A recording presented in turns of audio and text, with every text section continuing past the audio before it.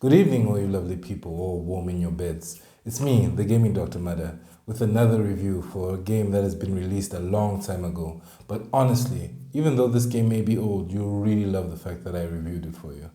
A lot of Malawians don't really talk about this game, and I'm surprised. So, yeah, it was really good, right, nurse? See, it even made the nurse cry. Well, yeah, I cried, but you like bawled, like snot and mucus and all those things. It was just nurse, nurse, put down the scalpel. Nurse.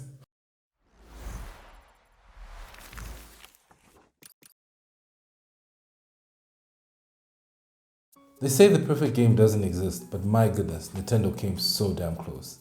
I bought a Switch OLED close to a year ago, and I decided that, hey, which games would I like to christen my new machine with? And since this is the first Nintendo I've ever owned, I was like, hey, there's that launch title that everybody in the world is talking about. So, that brings me to my new passion, the game that I played hundreds of hours of, The Legend of Zelda, Breath of the Wild. Let's get into the history of this game.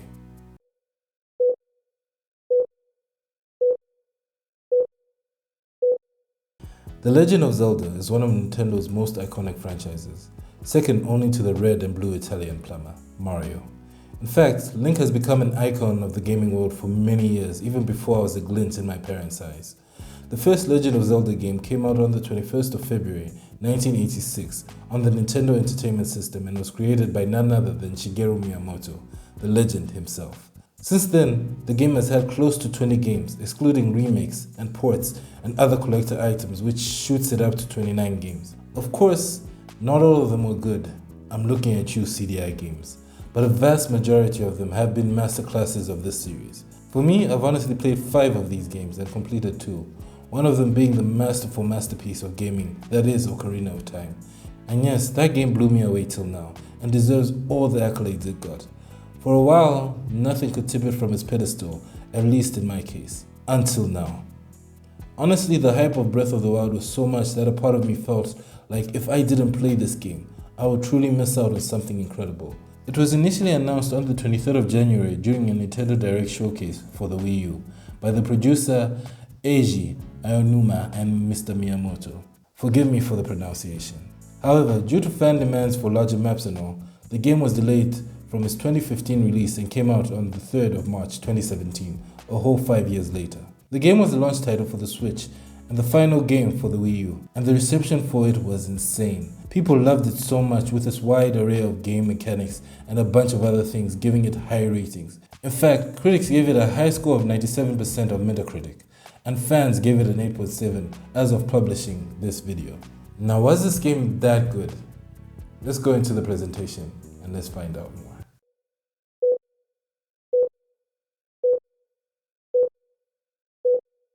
The game starts off with an amnesiac Link waking up after a 100-year slumber. Zelda tells him it's time for him to go out into the world and save the land of Hyrule, as the power of evil from the calamity is getting stronger. From there, you as Link rise up and get your shaky slate as you exit this place that served as your temporary tomb and are shown the vast land of Hyrule. Your quest is to regain your memories, get stronger weapons and armor, gain more health, stamina, and basically all the help you can get before you venture off to defeat this perpetual enemy of Link and Zelda. I know I've summed up the basic plot like this, but still there's so much to talk about when it comes to this game, and this doesn't give it justice. But this is just simply a brief summary. But let's break it down more in the signs and symptoms.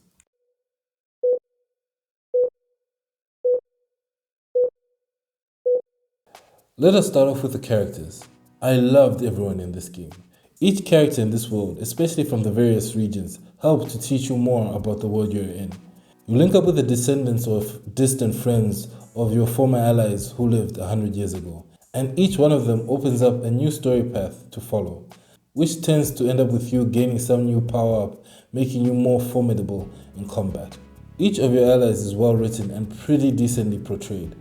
I even recommend downloading the DLC of this game as I feel it plays a pivotal part in getting to know Link's old comrade in arms. Other non-story based NPCs are also interesting and have very intriguing and sometimes long and fulfilling side quests for you to help them with. The best part is they blend in so perfectly with the world and are very entertaining. Most side quests anyway. Then we move on to the graphics. This game is beautiful, pure and simple. Yes, it does perform well in portable mode, but if you play it with a large HD TV and watch how the light reflects off the grass, how beautiful the mountains in the distance are, the vast majority of colors that make up this game, then you would only see how this game is a visual masterpiece. It took my Breath of the Wild away. Nah, shut up, you humorless cows. Now, we go on to the gameplay loop. I love the freedom this game gives you. Once you leave the first area, it's up to you to choose where the game world takes you.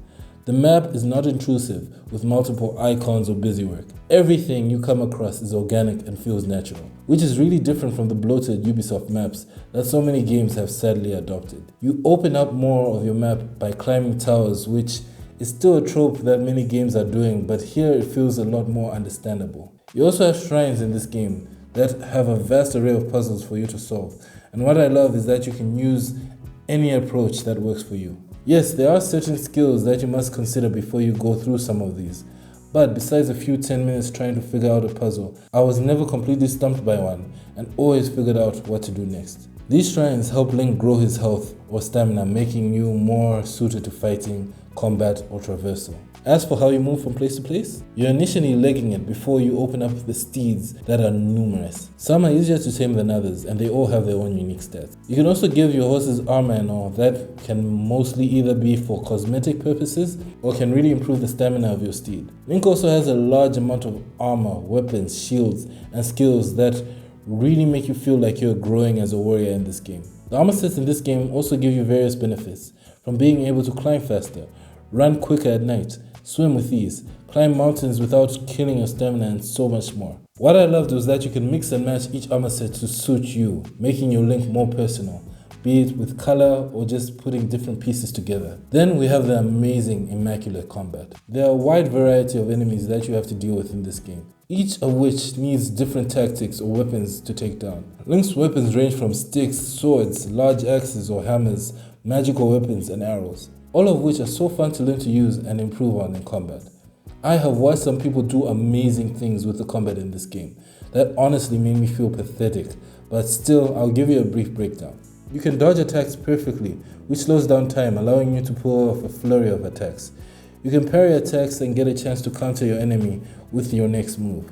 You can deflect the lasers from the Guardian Mechs and give yourself time to breathe as you decapitate its legs and leave it to its pathetic legless form. Your bows are also great assets in battle, especially when you get stronger ones with even better skills as you progress. Using the slow down mechanic as you jump before shooting helps a great deal. There are also other things you can do like shield surfing, paragliding, and searching for collectibles like Korok seeds, which help expand Link's inventory. Now let me add on a cherry on this very delicious cake: the music. This game has one of the best scores in gaming I've heard in years. Many times I rode my horse, engaged in battle, traveled in a dungeon, the music always knew how to elevate my experience. It helped bring tension in high combat scenarios, made me feel cheerful when coming across a camp or a stable. But when I heard the accordion for Rivali's theme, I literally just stood there for 5 minutes, listening to Kaz play and put down my controller. I actually got goosebumps as he played this beautiful tune. But that doesn't mean this game is all positive. I found a few minute issues, such as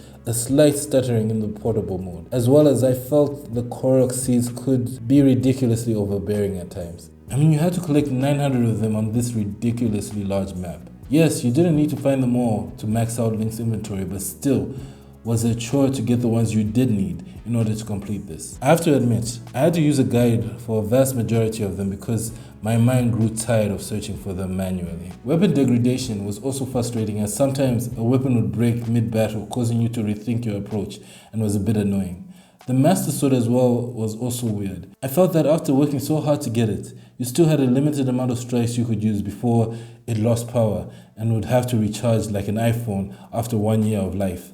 Another complaint is I felt the DLC was actually very important for the story, and I'm disappointed that it was something you had to pay for separately. Yes, the DLC was worth it, but only because it was so vital to the story. Also, if you want a stronger Master Sword, this DLC is the only way to get it. Although after the effort, you still had limited strikes with its full power. But besides those few, but honestly serious issues, everything in this game has been crafted to perfection. There's so much good with this game that the bad is honestly forgotten. But now, let's move on to my diagnosis of this patient.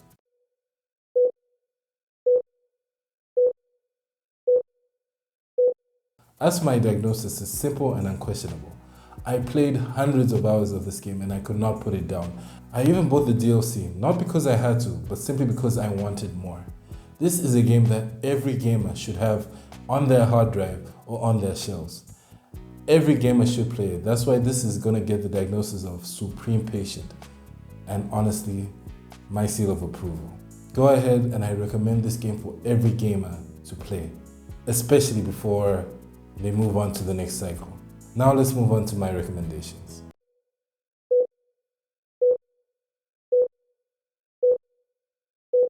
My recommendation for this game is simply to improve on the durability of the weapons and not make them break after a few swings.